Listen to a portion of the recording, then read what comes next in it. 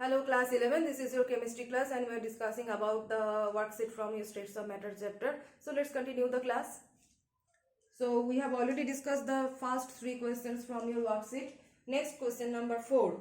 Question number 4 is saying that any real gas behaves ideally at very low pressure and high temperature. Explain. Okay. So we have to explain this in terms of starting from real gas equation, the Van Waals equation for real gas. Starting from that expression, you have to say what's happening there at very low pressure condition and high temperature condition. Okay. So for question number 4, first I am writing the Van Waals equation. The real gas equation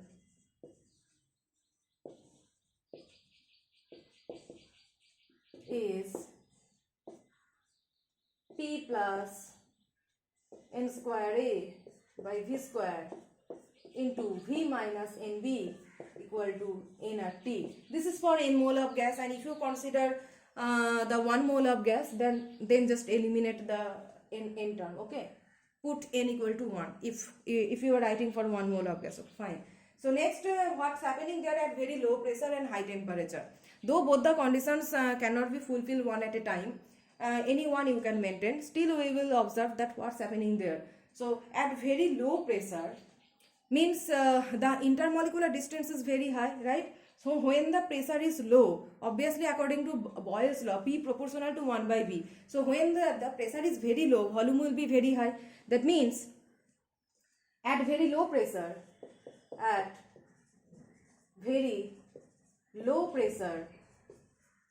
okay, volume factor is high but pressure is low. Pressure low means intermolecular distance is very high. Okay, when the intermolecular distance is high, their intermolecular attraction is very poor, you can say negligible. When the pressure is very low, the intermolecular spacing is so high that we can neglect their intermolecular force of attraction. And you know that this Van Waals constant A predicts the intermolecular force of attraction. It is in terms of intermolecular force of attraction. So at very low pressure, this will be negligible because of the larger intermolecular spacing. So at very low pressure, n square A by V square, this fraction is negligible, right? Negligible. So this portion P plus n square A by V square, this portion we can write nearly equal to P. Okay, and what happens, this is only at low pressure, and what happens at very high temperature? At very high temperature, this factor becomes negligible. So at high temperature, V minus NB, it becomes nearly equal to V. Okay, so this is the condition for a real gas to show ideal gas behavior. So a real gas behaves ideally at very low pressure and high temperature. So you will just first write down the real gas equation, and at very low pressure the attraction factor is negligible, so it is nearly equal to P. And at very high temperature, the volume correction factor is negligible. Okay, the volume occupied by the individual total 1 mole of gas molecules. This B factor determines the volume occupied by the gas molecules for in mole of gas.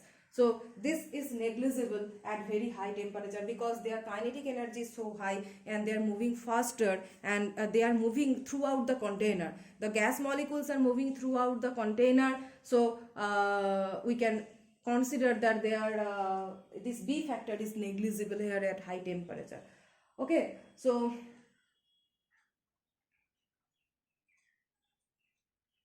here the final expression is PV equal to N at T. The final expression is PV equal to N at T. So generally at very low pressure, when intermolecular spacing is so high, that means volume factor, V factor at very low pressure, volume factor is very high and this factor is very low, we can consider it as negligible.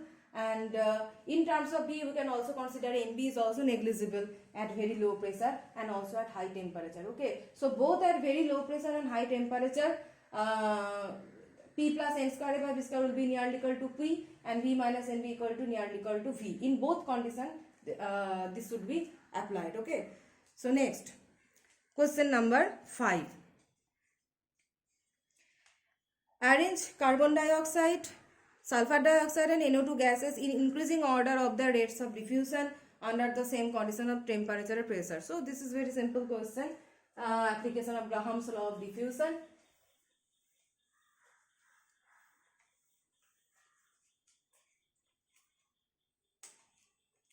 So in question number 5, for Graham's law of diffusion, R2 by R1 is equal to root over of M2 by M1. In terms of molecular weight, why I am writing in terms of molecular weight? Because 3 different types of gases are given, and generally we cannot calculate the density of the gas, right? So we cannot calculate just by observing the molecular formula. We cannot calculate density. Instead, we can calculate the molecular weight of the gas. So better you write down the Graham's law of diffusion in terms of molecular weight. So M2 by M1. So if you calculate the molecular weights for carbon dioxide, the molecular weight is 44, and for sulfur dioxide it will be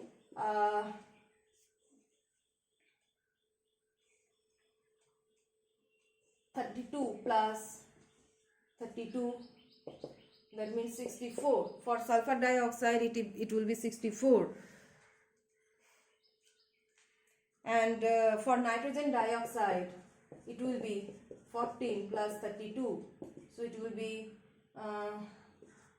46. So you can see that actual law is R is proportional to root over of 1 by M, right? So inversely proportional to the molecular weight. So with increasing molecular weight, rate of diffusion will decrease. So arrange carbon dioxide, sulfur dioxide and nitrogen dioxide gases in increasing order of their rates of diffusion. Increasing means when it will increase with decreasing molecular weight. So the highest molecular weight is for sulfur dioxide, and for sulfur dioxide the rate of diffusion will be least. So at first sulfur dioxide, then after that nitrogen dioxide, after that carbon dioxide. So this is the increasing order of rate of diffusion. So increasing means with decreasing molecular weight. Okay, so next question is, so that C RMS equal to root over of 3p by d. C RMS equal to root over of 3p by d. Question number 6.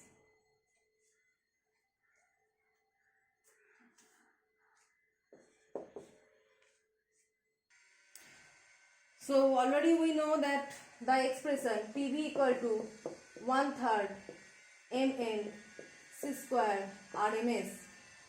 This expression we know from the kinetic theory of gases, right? From the kinetic theory of gases we know that Pv equal to 1/3 mn c square RMS. So c square RMS we can write 3 Pv by small m into capital M. Okay, small m into n is the Avogadro's number, right? So the expression given here as root over of 3p by d. Now small m into capital N means this we can represent with capital M molecular weight. M is the mass of a single molecule. Small m is the mass of a single molecule, and N is total number of molecules, means Avogadro's number of molecules. So Avogadro's number of molecules multiplied by the mass of a single molecule, it will be the total molecular weight. Molecular weight means mass of Avogadro's number of molecules. What is molecular weight? Mass of Avogadro's number of molecules. So mass of a single molecule into Avogadro's number, it is molecular weight. Now rearrange this equation as 3p by put this v as m by v, right? We can rearrange this expression like this. So mass by volume means it is density, so it will be 3p by d. Now it is the square, so remove the square, so C RMS will be root over of 3p by d. Okay, so in this way we can prove that C RMS equal to root over of 3p by d. Okay, so 3 more questions we have discussed in today's class, and the rest of the questions we will discuss in the next class.